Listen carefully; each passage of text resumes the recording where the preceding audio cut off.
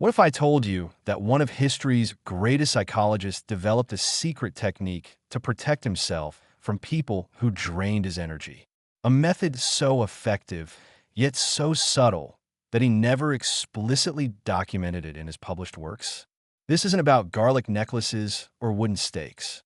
This is about something far more powerful: the psychological armor that Carl Jung, the father of analytical psychology, cultivated throughout his life. In the shadows of Jung's voluminous writings lies a constellation of ideas that, when properly assembled, reveal a powerful method for dealing with what modern self-help gurus call energy vampires. These are the people who leave you feeling exhausted after every interaction. The colleagues whose names in your inbox make your stomach sink. The relatives whose phone calls require a 2-hour recovery nap. The friends who somehow turn every conversation into a black hole of their problems. That today's pop psychology offers endless advice about toxic people. Cut them off. Set boundaries. Just say no. But these superficial solutions often create more tension than relief. They treat the symptom, not the cause. They focus on external actions rather than internal transformations. Jung understood something deeper. He recognized that these energy-draining relationships weren't merely interpersonal problems. They were intrapsychic ones. The drain you feel isn't just happening between you and another person. It's happening within your own psyche. And that's precisely where Jung's hidden technique operates. What makes this approach so fascinating is that Jung never packaged it neatly into a self-help manual. It wasn't a 7-step program or a life hack. Rather, it was embedded in his understanding of the human psyche, scattered throughout his clinical observations, personal journals, letters, and theoretical works. Like pieces of an ancient map, these insights, when properly assembled, reveal a pathway to psychic liberation that few have recognized. This isn't about manipulating others. It isn't about villainizing people who struggle with their own demons. Jung was too sophisticated for such simplistic thinking. Instead, his approach was about reclaiming sovereignty over your own psychological energy, what he might have called your libido in the broadest sense of psychic investment. By the end of this exploration, you'll understand not just how to identify these energy-draining dynamics, but how to transform them from within.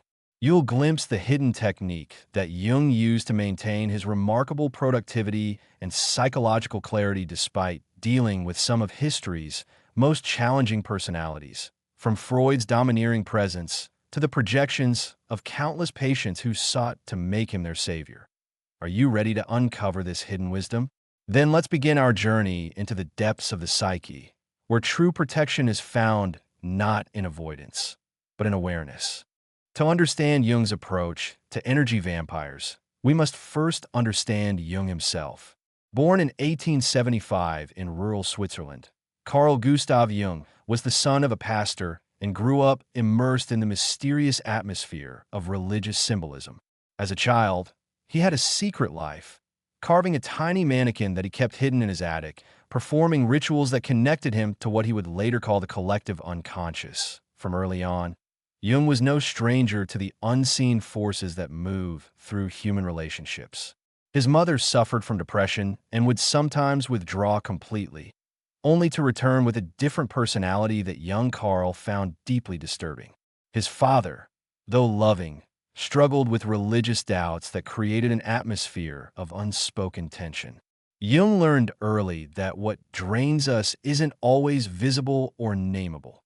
After becoming a psychiatrist, Jung's professional relationship with Sigmund Freud initially energized him intellectually. But gradually, he felt himself being pulled into Freud's orbit, expected to become the heir apparent to Freudian psychology. The relationship became increasingly draining as Jung felt his own unique insights being suppressed to maintain harmony with his mentor. Their eventual break was not just theoretical, it was energetic. Jung later described feeling physically ill in Freud's presence, experiencing fainting spells that had no medical explanation. This pattern would repeat throughout Jung's life. As he developed his theories of individuation, the collective unconscious, archetypes, and the shadow, He attracted followers who projected their unresolved psychological material onto him. Patients arrived at his office not just seeking help, but unconsciously attempting to make him carry their psychological burdens. Throughout history and across cultures, there have been myths and folk tales about entities that feed on human vitality. From the ancient Greek Lamii to Eastern European vampire legends, from the Chinese Jiangshi to the Middle Eastern Karina, humans have always recognized that some encounters leave us mysteriously depleted. Jung saw these myths not as superstitions, but as symbolic representations of psychological truths. These vampires don't bite your neck while you sleep. They drain your patience while you're wide awake. They don't need an invitation to enter your home. They need only your unconscious permission to enter your psyche. They don't fear sunlight. They fear awareness. And most importantly, they aren't monsters. They're ordinary people caught in unconscious patterns, often suffering themselves from the very energy they deplete in others. Jung's library at his tower in Bollingen contained volumes on alchemy, mythology, and religious symbolism. Among these texts were references to psychic protection, boundaries between realms, and rituals of separation. While he never explicitly labeled these as methods for dealing with energy vampires, the parallels are unmistakable. Just as the alchemist separates elements to purify them, Jung discovered a way to separate his psychic energy from those who unconsciously sought to consume it. The atmosphere of Jung's approach isn't one of fear or combat. It's not about wielding crucifixes against monsters. Rather, it's about understanding the architecture of the psyche, recognizing its vulnerabilities, and constructing inner chambers that preserve what's most vital. It's about learning to close certain psychic doors without walling yourself off from life's richness. As we delve deeper into Jung's hidden technique, remember that we're not exploring supernatural phenomena, but rather the very real, though often invisible, exchanges of energy that occur whenever two psyches interact. To grasp Jung's approach to energy vampires, we must first understand how he might have conceptualized them. While Jung never used this term specifically, his psychological framework provides the perfect lens through which to view these draining relationships. In Jungian psychology, much of our interpersonal difficulty stems from projection, the unconscious mechanism by which we attribute our own unrecognized qualities to others. Everything that irritates us about others, Jung wrote, can lead us to an understanding of ourselves. Energy vampires often function as walking projection screens for our unacknowledged shadow material. Consider the colleague who seems to demand constant validation. From a Jungian perspective, this person may be carrying the wounded child archetype in an unintegrated form. Their insecurity creates a vacuum that pulls on your energy. But what makes this truly draining isn't just their behavior. It's the way it activates your own unresolved material. Perhaps their neediness triggers your own fear of inadequacy, or perhaps it activates your rescuer complex, the part of you that derives identity from being needed. The trickster archetype manifests in those who drain through chaos and drama. These individuals seem to manufacture crisis, confusion, and conflict wherever they go. Their words say one thing while their actions say another. They leave you feeling disoriented, as though you've been playing a game whose rules kept changing. The drain you feel comes from the psychic effort of trying to establish order in a relationship deliberately designed to prevent it. Then there's the shadow archetype, those qualities we refuse to acknowledge in ourselves. People who strongly embody our shadow qualities can be particularly draining because they force us to expend enormous energy denying these aspects in ourselves. The person whose selfishness infuriates you may be reflecting your own disowned self-interest. The colleague whose arrogance depletes you might be mirroring an unacknowledged part of yourself that also desires recognition. The devouring mother or father archetype appears in those who drain through excessive care and concern. These individuals smother you with attention, advice, and assistance, not primarily for your benefit, but to satisfy their need to be needed. They create dependency under the guise of nurturing, leaving you feeling simultaneously guilty and suffocated. Freud might have interpreted energy vampires through the lens of libidinal economics, viewing them as people fixated at oral stages of development, unconsciously seeking to extract narcissistic supply from others.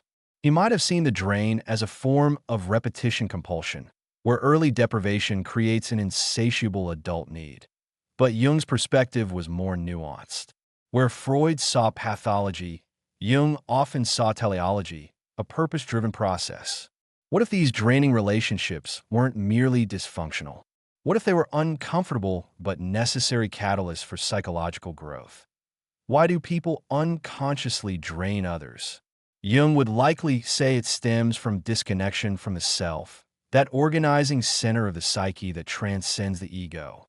When someone is alienated from their inner wellspring of energy, they seek it externally, like a plant deprived of sunlight that grows pale and spindly, reaching for any light source. People deprived of connection to their own depths reach desperately for energy from others. The tragic irony is that these individuals often genuinely suffer. The narcissist who seems to feed on admiration is actually starving for authentic connection. The chronic complainer who exhausts your empathy is drowning in their own unprocessed emotion. The controller who depletes you through micromanagement is frantically trying to create external order to compensate for inner chaos. Jung would advise empathy for these individuals, but not at the expense of your own psychological integrity. Understanding why someone drains you doesn't mean you must allow the drainage to continue. In fact, true compassion might involve refusing to participate in patterns that ultimately harm both parties. This brings us to a crucial Jungian insight. Energy vampires don't just take energy, they hook into existing patterns in your psyche. They find the unguarded doors, the unhealed wounds, the unintegrated shadows. This is why some people drain you while leaving others unaffected.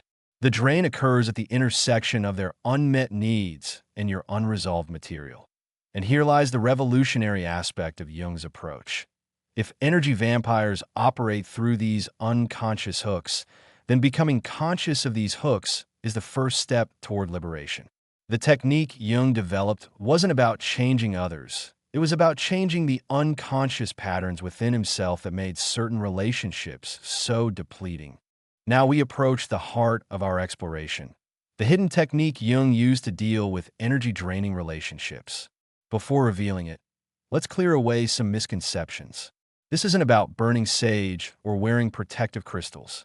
It isn't about reciting affirmations or visualizing white light bubbles around yourself. And it certainly isn't about demonizing people or performing psychological exorcisms. Some might expect that Jung's technique involved mythological rituals or alchemical procedures, given his fascination with these domains. Others might assume it was a form of dream analysis or active imagination. While these elements play a supporting role, the core technique is both simpler and more profound.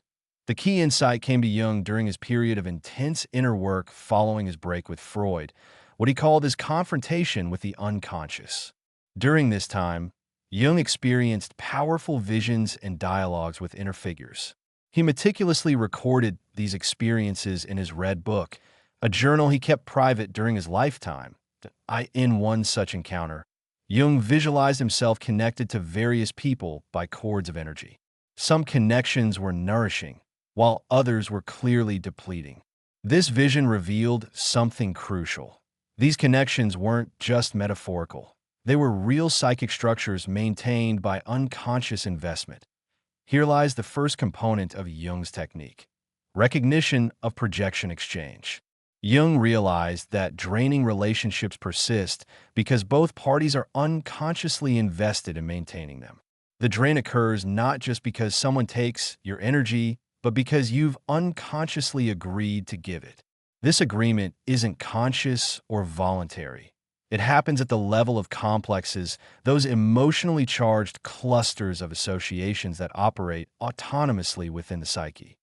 Until you make the unconscious conscious, Jung wrote, it will direct your life and you will call it fate. The first step in his technique was recognizing these unconscious agreements, seeing clearly how you've been participating in the draining dynamic. The second component involves withdrawal of psychological investment. Once Jung identified a draining connection, he practiced what we might call psychic disinvestment. the deliberate withdrawal of libido, psychological energy, from the relationship. This doesn't mean cutting off contact physically, although that might sometimes be appropriate. Rather, it means withdrawing the unconscious projections, expectations, and emotional entanglements that feed the draining dynamic. This is where Jung's approach differs radically from pop psychology advice about cutting toxic people off. Jung understood that merely changing external circumstances while maintaining internal investment would only lead to repeating patterns with new people. The cut needed to happen first at the level of the psyche. The third component employs active imagination to cut the cord. Active imagination was a method Jung developed for dialoguing with unconscious contents. In dealing with energy vampires, he adapted this technique to visualize and transform the energetic connection. In practice, this might look like 1. Finding a quiet space and centering yourself through breathing. 2. Visualizing the draining relationship as a physical connection, perhaps a cord, chain, or tube running between you and the other person. 3. Observing the quality of this connection. What color is it? Is it thick or thin? Does it pulse? Where exactly does it connect to you? 4. Dialoguing with this connection itself. Ask, what purpose do you serve? What need are you fulfilling? What happens if I release you? 5. Visualizing a compassionate but firm separation.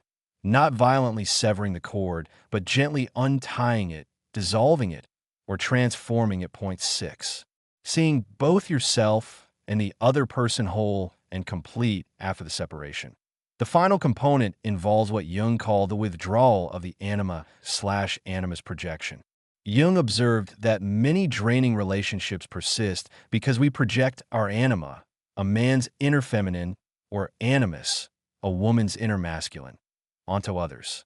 When we expect others to complete us psychologically, we create draining dependencies. By reclaiming these projections, recognizing how we've externalized parts of ourselves, we become more whole and less vulnerable to energy drain. This doesn't mean becoming cold or detached. Rather, it means relating from wholeness instead of need. Imagine being in a meeting with a colleague known for taking credit for others' ideas. Normally, their behavior would leave you seething with resentment and depleted of energy. But applying Jung's technique, you first recognize your projection. I'm giving this person the power to validate my worth. You withdraw your psychological investment. Their behavior reflects their struggles, not my value. Through a brief moment of active imagination, you visualize untethering your sense of professional worth from their approval. Finally, you reclaim your projection by acknowledging your need for recognition and finding healthier ways to fulfill it. In O1 in the meeting would notice that you just performed a Jedi-level psyche maneuver. But you would feel the difference immediately, a sense of standing on solid ground rather than being pulled into their gravitational field. Jung applied this technique with patients who sought to make him their savior, with colleagues who demanded intellectual fealty, and with acquaintances who projected their shadows onto him. The technique allowed him to remain compassionate without becoming depleted, engaged without becoming entangled. What makes this approach particularly powerful is that it requires no cooperation from the energy vampire. Unlike boundary-setting conversations that often escalate conflict, Jung's technique operates entirely within your own psyche. The other person may continue their behavior unchanged, but their ability to affect your energy dramatically diminishes. This isn't magic. It's psychology at its most practical. By changing your unconscious participation in the draining dynamic, you transform the entire relationship, even if the other person never changes or even notices the difference. How can we apply Jung's hidden technique in our modern context, where energy vampires don't just lurk in parlors and offices, but also in our social media feeds, text messages, and video calls? The principles remain the same, but the applications have evolved. Let's begin with identification. Energy drainage in the digital age often feels different from in-person encounters. After scrolling through certain social media accounts, you might notice a vague sense of inadequacy or agitation. After certain video calls, you might feel mysteriously exhausted beyond the normal fatigue of screen time. These are clues that an energetic drain might be occurring. The modern workplace presents particular challenges. Open-plan offices, constant connectivity, and blurred work-life boundaries create perfect conditions for energy vampirism to flourish. The colleague who dumps their emotional baggage during every coffee break. The manager whose insecurity manifests as micromanagement. The team member who creates crises to feel important.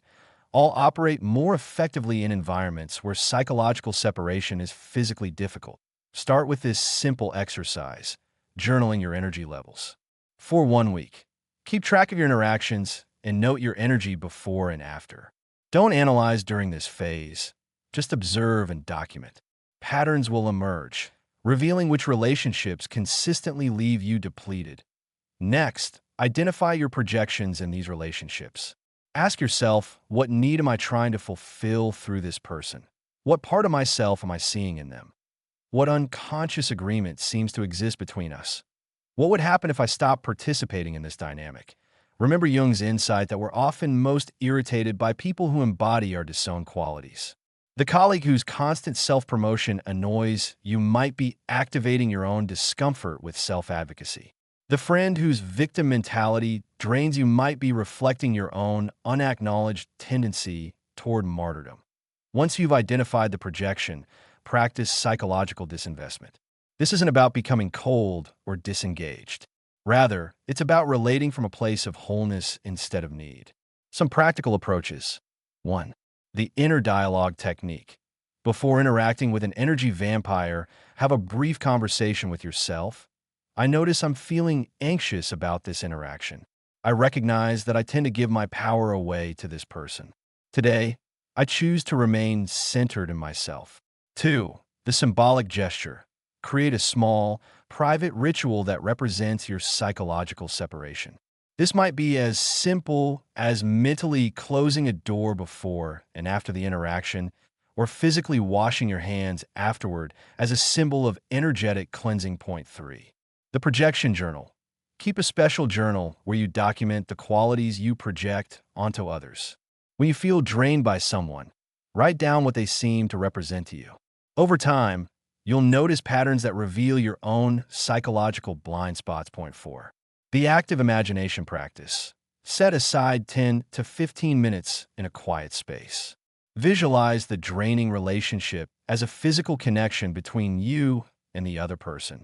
Notice its qualities, color, texture, location. Then imagine transforming this connection. Perhaps it dissolves, changes color, or morphs into something healthier. The specific imagery matters less than the psychological shift it represents. Point 5. The completion practice. For each draining relationship, ask yourself, what am I seeking from this person that I could provide for myself? Then create concrete ways to fulfill that need independently. If you seek validation, develop practices of self-acknowledgement. If you seek security, build your own emotional safety nets. Digital boundaries deserve special attention in our hyperconnected world. Jung couldn't have anticipated smartphones, but his principles apply perfectly to digital drainage. Consider creating temporal boundaries. Designate certain hours as connection-free times. Practicing conscious consumption. Before checking social media, set an intention about how you'll engage with content. Performing digital cord cutting. Regularly review your online connections and release those that consistently drain you. To end family relationships, where complete separation is neither possible nor desirable. Jung's technique requires particular finesse. You can love someone deeply while still practicing psychological disinvestment from draining dynamics. This might mean loving a parent while releasing the need for their approval, supporting a sibling while refusing to enable destructive patterns, caring for a child while maintaining your own psychological integrity. The essence of Jung's approach is balance. Neither hostile withdrawal nor boundaryless merging, but conscious relationship. As Jung himself put it, where love rules, there is no will to power, and where power predominates, their love is lacking. The one is the shadow of the other. Remember that cutting energetic cords doesn't mean cutting people out of your life. It means relating to them from a place of wholeness rather than need. Sometimes, Paradoxically, relationships improve dramatically once unconscious projections are withdrawn. Without the weight of unrealistic expectations, authentic connection becomes possible. Jung's technique isn't about creating walls, it's about creating clarity. It's not about protecting yourself from others. It's about becoming so psychologically integrated that protection becomes unnecessary. In Jung's words, the meeting of two personalities is like the contact of two chemical substances. If there is any reaction, both are transformed. Jung's approach to energy vampires extends far beyond practical self-help techniques. It touches on the profound philosophical and spiritual dimensions of his work. The process he called individuation, the journey towards psychological wholeness. When we successfully implement Jung's technique for managing draining relationships, we're not merely protecting our energy. We're actually advancing our individuation process. Each projection we reclaim, each unconscious hook we make conscious, brings us closer to psychological integrity. The state where we stand as ourselves, neither inflated by grandiosity nor deflated by depletion. Jung saw individuation as humanity's highest calling. The privilege of a lifetime, he wrote, is to become who you truly are. Energy vampires, or more accurately, our entanglements with them, represent obstacles on this path. They keep us fixated at the level of the persona, our social mask, and prevent us from engaging with deeper layers of the psyche. This perspective transforms how we view difficult relationships. Rather than mere annoyances to be managed, they become opportunities for profound self-discovery. The colleague who drains you through constant competition might be the catalyst for integrating your own ambition. The friend whose emotional neediness exhausts you might be the doorway to recognizing your own unacknowledged needs for support. There are spiritual undertones to Jung's approach as well. Many wisdom traditions speak of energy as a sacred resource. Qi in Taoism, prana in Hinduism, ruach in Kabbalah. These traditions teach that conscious management of this energy is not merely a psychological skill, but a spiritual practice. When Jung wrote about libido, he wasn't just describing psychological investment, but something akin to life force itself to be. While reclaiming our energy from draining relationships, we become stewards of this sacred resource. We gain the freedom to invest it consciously rather than losing it unconsciously. We might direct it toward creative expression, spiritual practice, service to others, or deeper self-understanding. As Jung put it, your vision will become clear only when you can look into your own heart. Who looks outside, dreams. Who looks inside, awakes. In our modern world, Jung's approach seems increasingly relevant. We live in what social theorists call an attention economy, where countless entities compete for our psychological investment. Social media platforms, news outlets, advertising, entertainment, all designed to capture and hold our attention, which is ultimately our energy. These systems function remarkably like interpersonal energy vampires. They hook into our unresolved needs, our desire for validation, our fear of missing out, our longing for connection. They create unconscious agreements. Give me your attention, and I'll give you temporary validation, that ultimately leave us depleted. Jung would likely view our digital age as presenting both unprecedented challenges and unprecedented opportunities for psychological development. Never before have humans faced so many sophisticated mechanisms designed to capture their energy. Yet never before have we had such potential for conscious choice about where we invest that energy. Perhaps the most profound implication of Jung's approach is its emphasis on responsibility. Rather than casting ourselves as victims of energy vampires, we recognize our unconscious participation in these dynamics. This isn't about blaming ourselves for others' behavior. It's about claiming the immense power that comes with awareness. I am not what happened to me, Jung wrote. I am what I choose to become. This sentiment captures the essence of his approach to energy-draining relationships. We cannot control others' behavior, but we can control our response to it. We cannot prevent others from attempting to drain our energy, but we can decide whether to participate in that exchange in reclaiming our energy through Jung's hidden technique, we're not just solving a personal problem. We're participating in what Jung might have called the evolution of consciousness, the gradual process by which humanity becomes more aware, more intentional, more whole.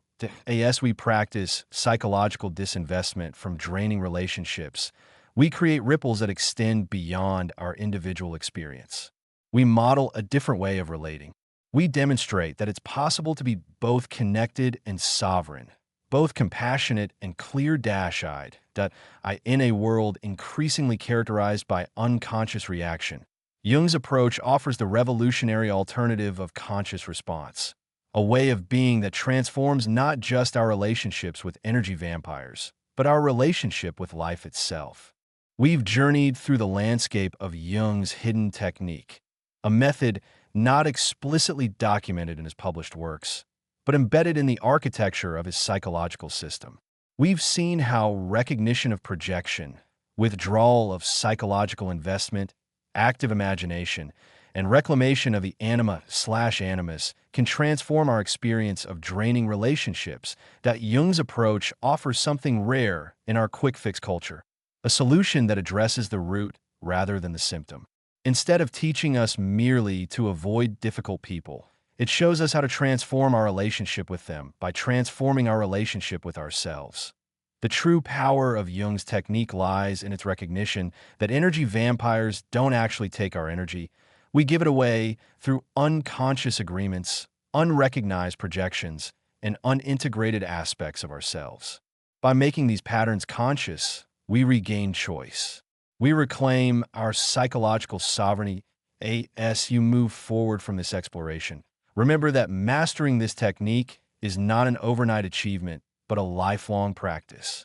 There will be successes and setbacks, moments of clarity and periods of confusion. Be patient with yourself as you learn to recognize and transform these deeply ingrained patterns. Remember, too, that the goal isn't to wall yourself off from others or to move through the world in a state of hypervigilant self-protection.